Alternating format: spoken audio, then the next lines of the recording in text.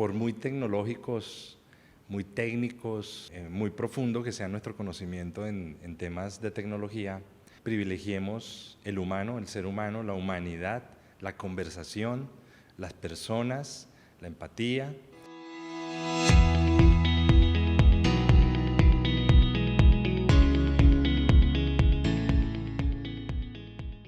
Hola a todos, seguimos con nuestras entrevistas a los 100 líderes TIC Latinoamérica 2026 y estoy con un líder que ustedes ya conocen si son audiencia permanente y desde siempre de Impacto TIC, un líder que lleva una trayectoria muy amplia y además es inspirador, pero vamos a presentarlo muy brevemente. Es Ernesto Pardo, CIO de ISA desde diciembre de 2025. Ernesto, bienvenido.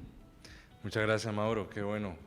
Gracias por estar aquí, Ernesto. Y ahí hay una historia interesante porque usted fue gerente general o country manager de Internexa, que es una empresa del grupo ISA, ya con una amplia trayectoria. Después lideró una startup como Inteya dentro del grupo y ahora se va al corporativo como CIO de ISA.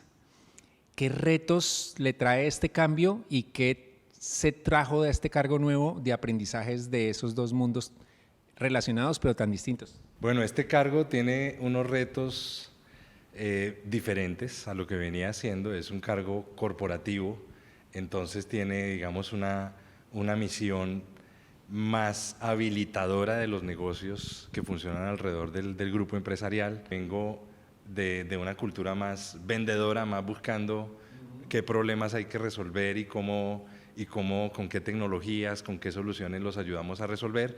Eso no quiere decir que aquí no haya que hacer eso, pero soy un poco más comprador. Pero digamos que el background que he podido recorrer en el grupo me ha permitido tener mi propia visión de cómo funciona el grupo empresarial, de cuáles son las prácticas, de cómo es el modelo de gobierno, de cuál es nuestro propósito como grupo empresarial más allá de los propósitos de cada negocio.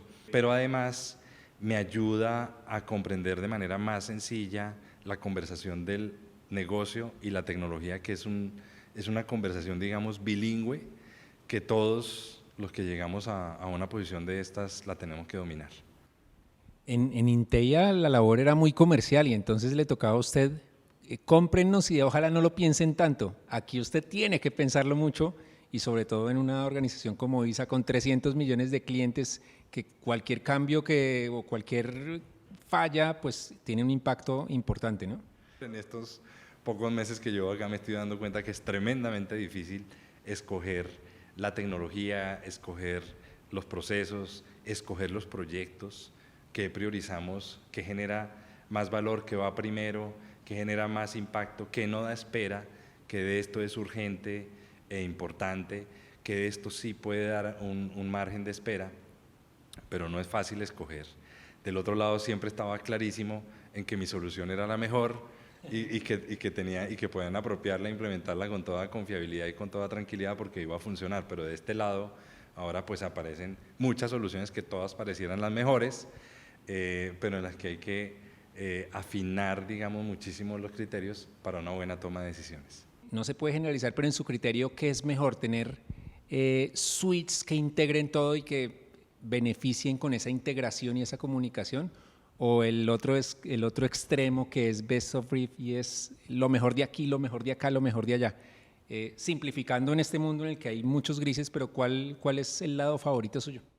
Los corporativos y las empresas que empiezan a tener una escala y una consolidación de negocio importante, si bien pueden querer tener lo mejor de todo, les cuesta mucho administrar cada parte y volverse su propio integrador de soluciones. Yo estoy convencido que en las grandes empresas lo que se requieren son socios y aliados tecnológicos que traigan la solución integrada y a lo mejor tengan tal nivel de flexibilidad y de escalabilidad y de capacidad que puedan mercar en el mercado, ojalá de común acuerdo, lo mejor que encuentren. Pero si un aliado al final me trae una solución que es costo eficiente, que genera el valor que estoy esperando, al final no termina importando mucho qué tecnologías, qué fabricantes, qué soluciones se está integrando, sino que la solución en conjunto está generando el rendimiento y el valor que estamos esperando.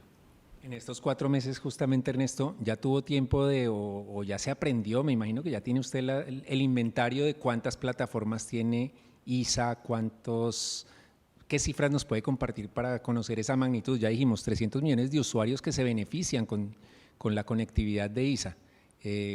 Cuéntenos. Claro que sí. Bueno, nuestra compañía es una compañía que tiene más de 150 petabytes de información, tiene más de 500 aplicaciones importantes, más o menos 1.200 aplicaciones delegadas que se tienen también que articular a las más de 500 aplicaciones importantes que usamos en toda la región. Tenemos más de 5.000 empleados directos, pero casi 40.000 contratistas que también tenemos que integrar en todo nuestro proceso de tecnología, una cadena de valor que tenemos que asegurar consistentemente en toda la región.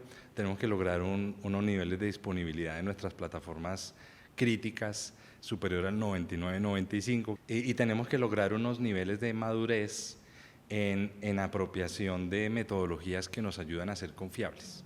Por ejemplo, en ciberseguridad usamos el estándar NISP, que es un estándar, digamos, muy reconocido, sobre todo en grandes industrias o en sectores de defensa, y ahí aspiramos a tener un nivel de madurez de 4/5 actualmente, pero buscando acercarnos al 5 en los próximos años. Pero digamos que en términos generales hay que proteger casi 50.000 kilómetros de tendido eléctrico en toda la región, más de 200.000 activos críticos de nuestra red de infraestructura crítica.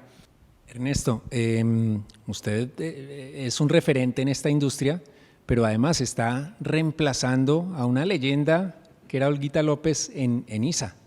¿Cuántos años fue que estuvo ella? Y si uno pudiera resumir en una frase o en una palabra el legado de ella, ¿cómo lo calificaría? Y Olguita estuvo más de 3 décadas en ISA. La palabra que puede resonar a lo largo de esta trayectoria de lo que ella dejó es confiabilidad. Ella construyó casi desde ceros una plataforma digital que acompaña los negocios, todos los negocios de forma transversal y en toda la región, y es una plataforma muy confiable, escalable, eficiente, y además me parece que es una plataforma referente en la región, sobre todo en temas de infraestructuras críticas como lo es el sector eléctrico, las vías y las telecomunicaciones.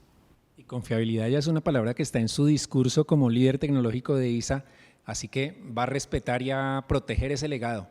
Pero, ¿qué sello le va a poner usted cuando, no sé cuántos años, 5 años, 20 años, no sabemos el futuro, pero qué legado espera dejar usted que complemente ese de Olguita López? Me gusta la palabra competitividad. Entonces, yo quiero que ISA sea una empresa que mantenga la confiabilidad de sus activos, sea algo que la siga describiendo y la mantenga referente en todos sus negocios, en todas las regiones donde opera, pero yo creo que va a contribuir en traer cada vez mayor competitividad al negocio, y eso se traduce en hacer que el futuro de ISA sea todavía más brillante de lo que ha sido hasta ahora con sus negocios en toda la región o a donde quiera ir.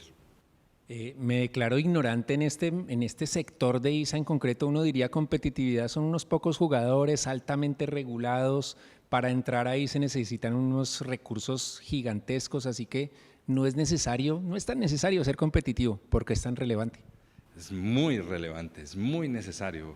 Hay muchos jugadores entrando en la región de todas las geografías del mundo, y estos jugadores son grandes jugadores. Son jugadores que son capaces de hacer apuestas, son jugadores con billetera, con chequera, y en este juego de la infraestructura crítica, ese factor, por ejemplo, de la capacidad para invertir, para competir, para arriesgarse a ir por este tipo de infraestructuras en la región, es algo que marca la diferencia.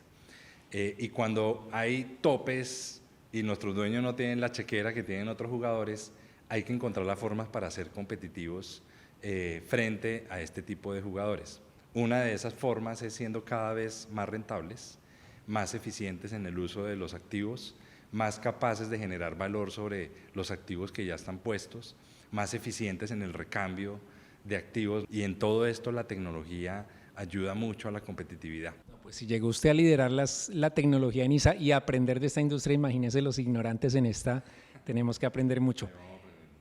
Ernesto, ¿qué le preocupa? ¿Qué le preocupa? Muchos en estas conversaciones, no, la inteligencia artificial, los empleos, el talento, pero también la ciberseguridad. Ahora Claude con lo de mitos sacudió y nos puso a volar la cabeza. ¿Qué le preocupa hoy en esta operación diaria y en el futuro? Mira, a mí me preocupa muchas cosas, pero hablando específicamente de los temas de tecnología, yo diría que tres fundamentales.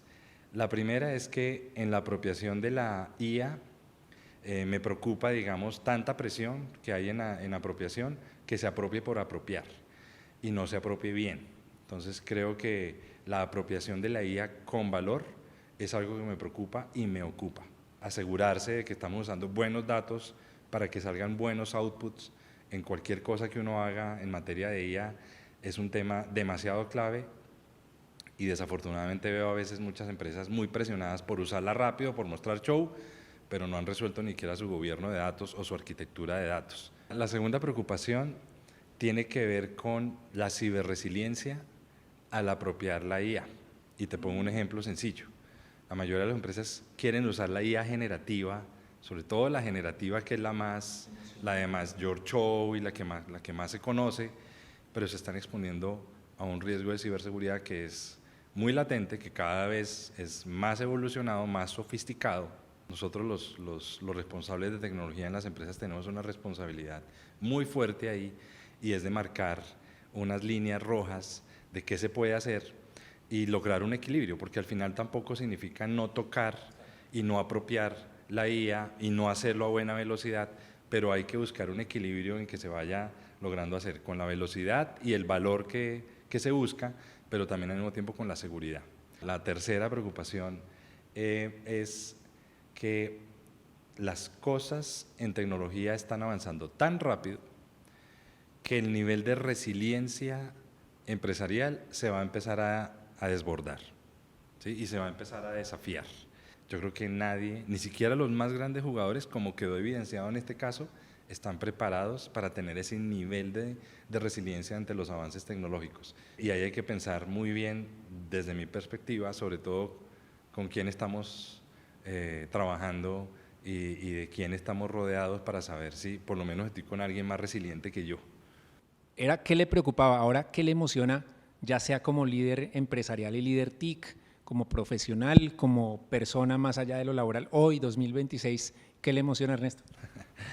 No, a mí me emociona la era que estamos viviendo, o sea, vivir en pleno auge, en pleno momentum, una revolución industrial. Yo creo que es un privilegio de pocos. Entonces me emociona tremendamente todo lo que está sucediendo con la inteligencia artificial, pero más me emociona la posibilidad que tenemos los seres humanos de ponernos siempre por encima de nuestros propios desarrollos tecnológicos y las posibilidades de navegar esas revoluciones sin descuidar el ser humano y poniendo siempre el criterio humano por encima de cualquier evolución tecnológica. ¿Qué consejo, Ernesto, para nuestra audiencia que está compuesta por líderes TIC de empresas, de gobiernos, por entusiastas de tecnología, un poquito de público en general también, qué mensaje les envía usted como líder TIC, uno de los 100 que tenemos en este 2026, y como líder tecnológico en ISA? Privilegien la humanidad sobre la tecnología. Por muy tecnológicos, muy técnicos, muy profundo que sea nuestro conocimiento en temas de tecnología, privilegiemos el humano, el ser humano, la humanidad, la conversación, las personas, la empatía, y conectémonos con el propósito de nuestros negocios. Yo creo que si nos conectamos con el propósito y mantenemos la visión del criterio humano por delante, las soluciones basadas en tecnología, cualquiera que sea que escojamos, van a venir después y van a venir bien. Si lo hacemos al revés, nos vamos más enamorados de la tecnología, más enamorados de las soluciones, sin antes conectar con el propósito y sin antes poner por encima al ser humano, yo creo que nos vamos a estrellar, nos vamos a equivocar. Ese consejo que yo les daría. Muy bien, Ernesto, gracias por esa pauta, por esa idea, ese mensaje clave. La tecnología y el liderazgo sin propósito no dan los resultados. Y sin pensar en el humano, en el centro, ese impacto humano, pues también se queda corta. Así que mensajes de Ernesto Pardo, CIO de ISA. Muchísimas gracias. Seguimos con más líderes TIC de Latinoamérica.